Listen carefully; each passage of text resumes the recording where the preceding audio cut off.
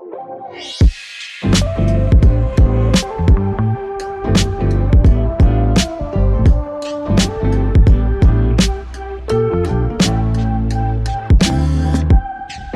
my friend. Welcome back to another episode of the Soul Podcasting Podcast. I'm so glad you're here. And even if this is your very first time, I want to take a moment to just say thank you for showing up and for returning if you are a return listener. Thank you for just giving yourself this space to think about your podcast. I know it's easy to scroll past or hit next, but you didn't. You chose to sit with me for just a bit, and that matters more than I can say. I am your host, Demetria Zinga. I've been podcasting for over 21 years and coaching podcasters since 2006.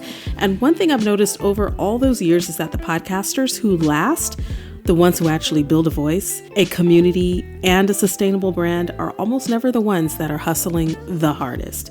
In fact, the podcasters who lean into hustle often crash and burn long before they reach that sweet spot of flow and of impact. And that's what we're talking about today. I want to get really clear, though, that hustle is not a podcast strategy. I know it's something that we have to do as solopreneurs, entrepreneurs, when we are getting our business systems together. It does feel like hustle. And I know that might feel like a punch in the gut to say that it's not a podcast strategy because this world we live in glorifies doing more faster and doing it louder. But I promise you that taking a step back, slowing down, and building with intention will always serve you more in the long run than just trying to sprint your way to podcasting success. I remember back when podcasting first started, back in around 2005 or so, it wasn't about doing everything perfectly or constantly posting.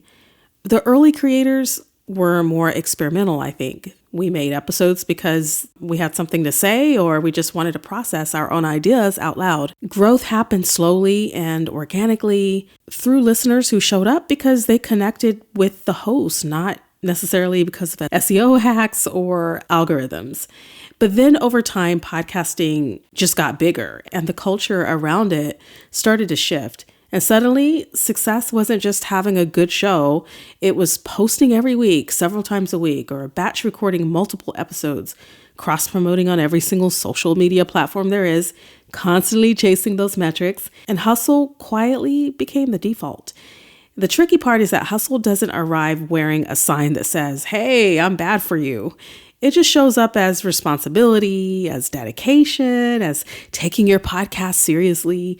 And that's where so many podcasters get caught. Because most of us are responsible, conscientious people. We want to show up for our audience. We want to do the work the right way. So we push ourselves because we care. And because at first, the results, which are those likes and those downloads and listens, it makes it feel worth it. Right? It kind of gives you that spark of energy to keep going when you see that you've gotten yet another download.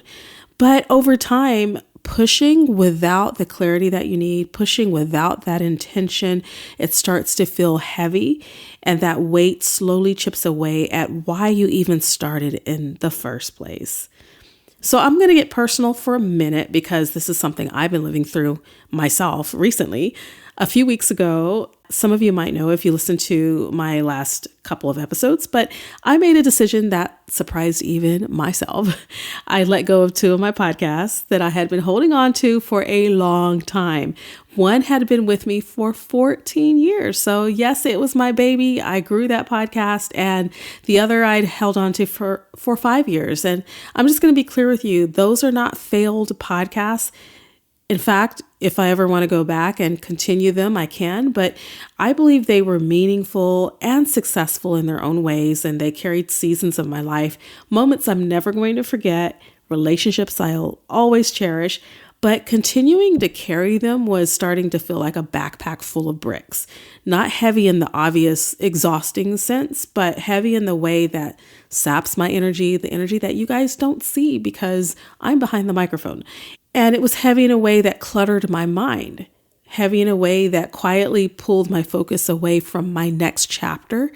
And I'm totally in a season right now of next chapter, and I feel it to the core and in my bones. And I know that getting super clear for 2026 was important for me so that I can move on with clarity and without anything holding me back. As much as I loved having all of my shows and can keep up with them, it's not that I was falling behind. I never felt like I was struggling with managing and juggling multiple podcasts. In fact, I even preached the message that you can run multiple podcasts and that it's totally doable, totally possible. And I still believe that. In fact, if you want to go back and listen to that episode, it is episode 29, which is juggling multiple podcasts. You can do it. And I recorded that one and published somewhere around June 2024. So you can go back to episode 29 and see that, yes, indeed, this has been a part of my life, having multiple podcasts. And it's still something that I may do pretty soon in the future, if should I decide to either continue with those podcasts or start a new one. But for this season of my life, I really felt like it was important to narrow things down to just this one. And I'm so happy just to really focus on soul podcasting this year.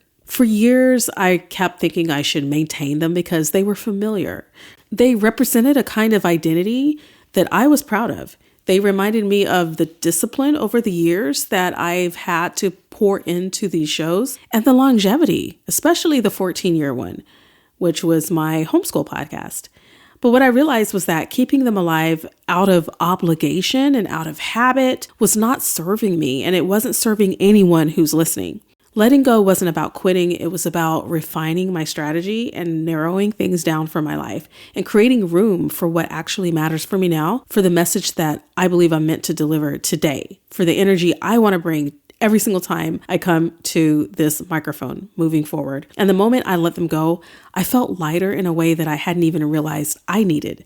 That's the thing about release. It's freeing in ways you can't anticipate until it actually happens.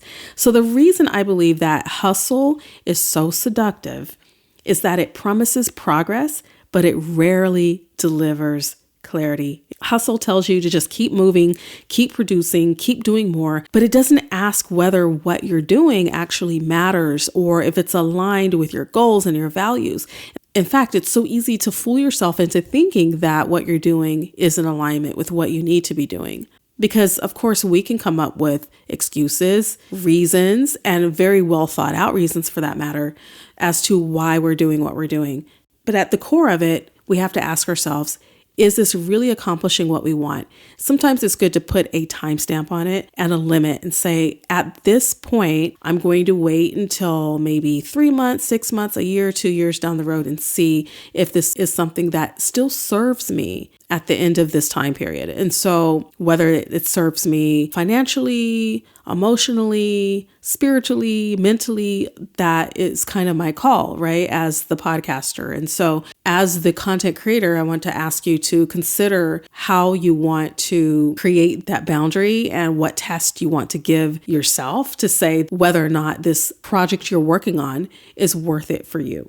For purpose-driven podcasters, those of us who want to serve our audience and build community and make an impact, that hustle mindset can be especially dangerous because it assumes that your capacity is unlimited and that your message can stay static, that your audience's needs never change. And that's simply not realistic.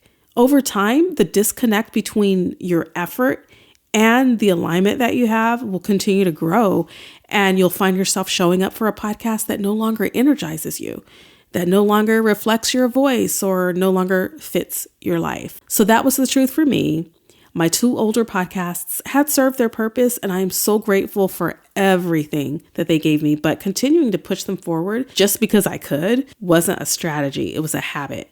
And it wasn't a habit that I wanted to continue. So one of the biggest lessons that I've learned over the years, and one that I want every podcaster to understand, is that clarity beats hustle every single time. Clarity allows you to make intentional decisions about what you want to record, how often you release those episodes, and who you serve.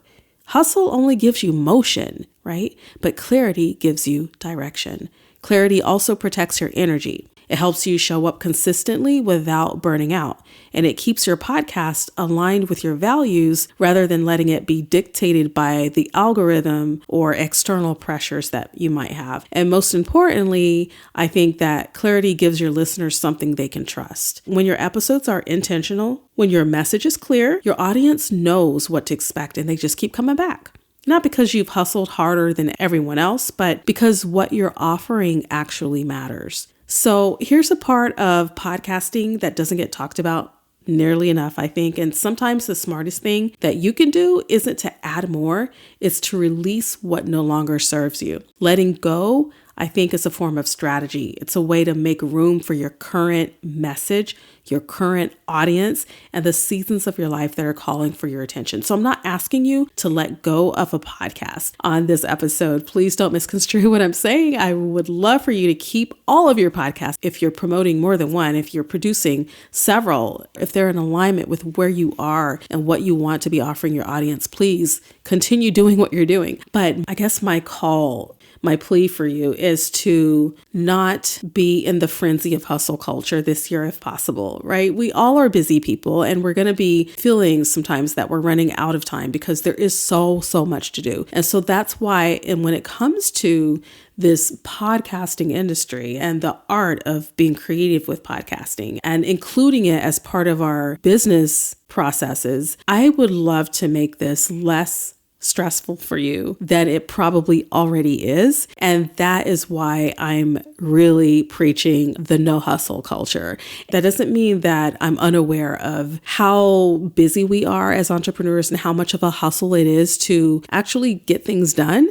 So I'm not in any way blinded by the facts that are there and staring me in the face that yes, indeed, solopreneurs are hustling constantly. But what I'm asking is that you will not allow podcasting to become a burden to you because you have to hustle, so to speak. And so I talk about releasing these podcasts because it's part of my journey right now in the here and now, that this is something I've just recently have done. And so I wanted to share it with you while I am still processing what has just happened, letting go of something that I've held on to for so long. I mean, we're talking over a decade.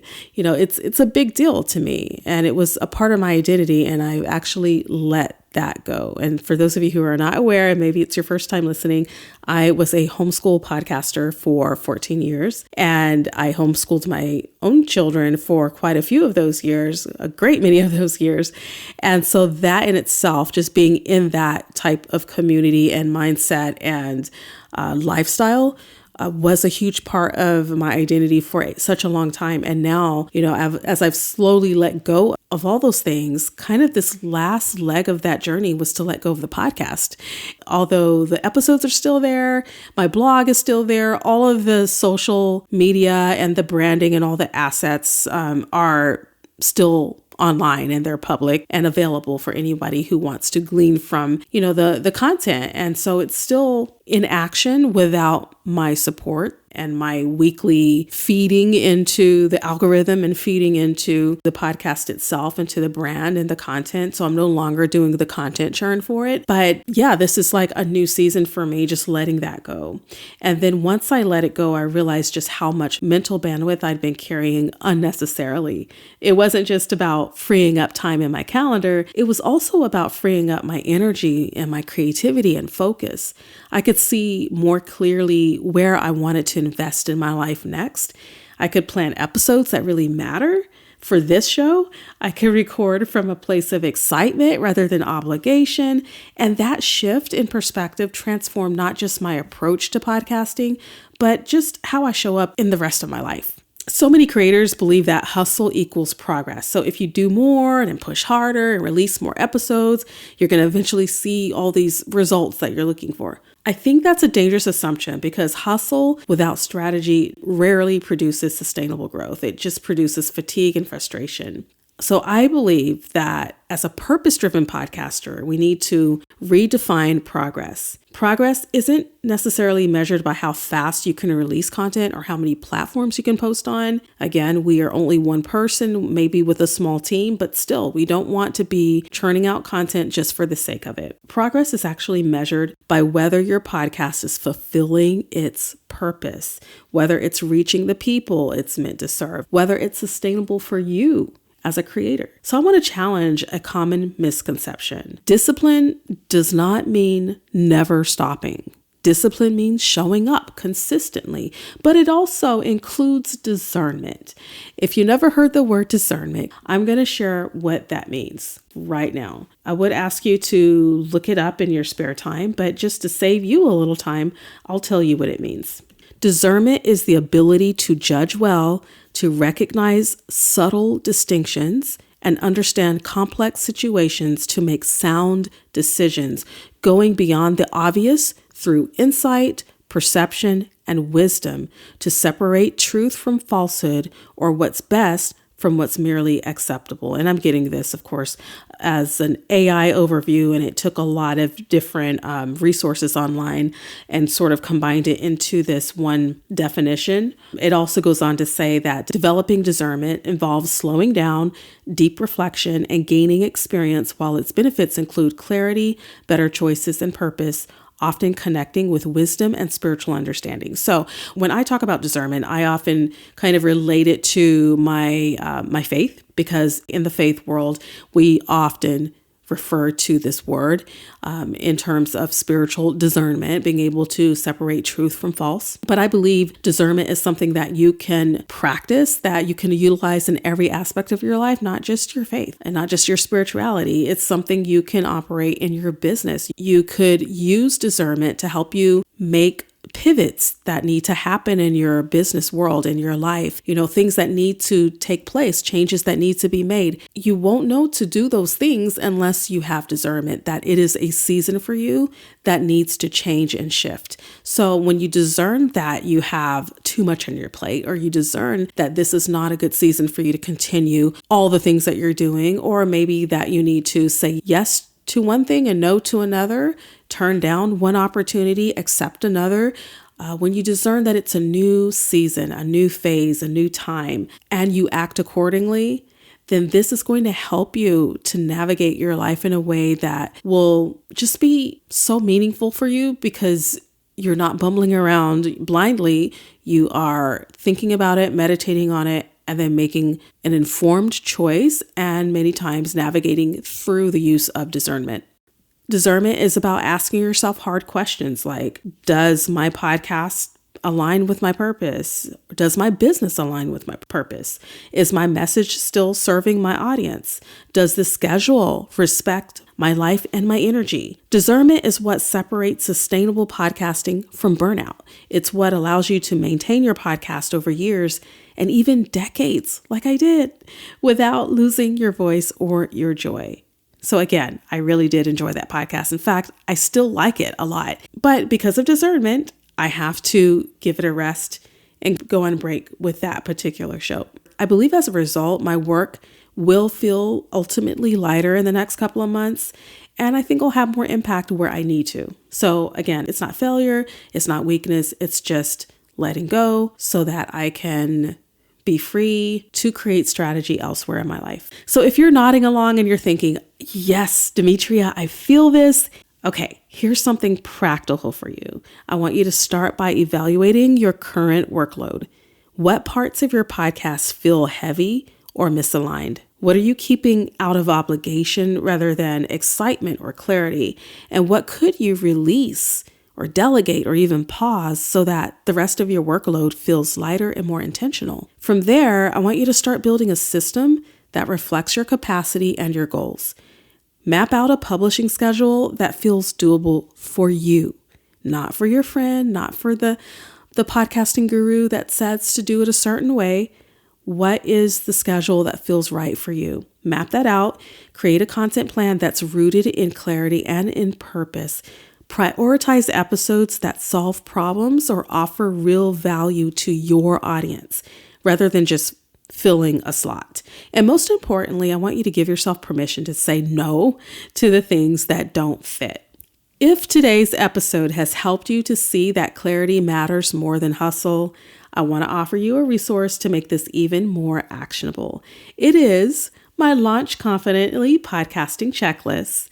Even if you've already launched confidently, you can always refer to this checklist to help you continue to think about how you want to strategize your podcast over the year. It walks you through those foundational pieces that you need before you press record so that you can build from intention instead of overwhelm. So you can grab that checklist and all of my free podcasting resources at soulpodcasting.com/resources. And if you want to see these principles in action, check out my YouTube channel for behind the scenes content, longer teaching segments, and examples of intentional podcasting in real time. So my friend, your podcast is not meant to be a place of constant grinding. It's meant to be a space where your voice is heard and clear, and your message resonates, and your energy is respected. Hustle might keep you moving for a little while, but clarity is what keeps you going long term. Sometimes the smartest move you can make is to let go of what no longer serves you. That space you create is where the magic happens. And that's where your best work can live. That's where you reclaim your energy and your voice. So thank you for listening and for showing up and for believing in the power of your own voice. And as always, keep podcasting with soul. Happy podcasting.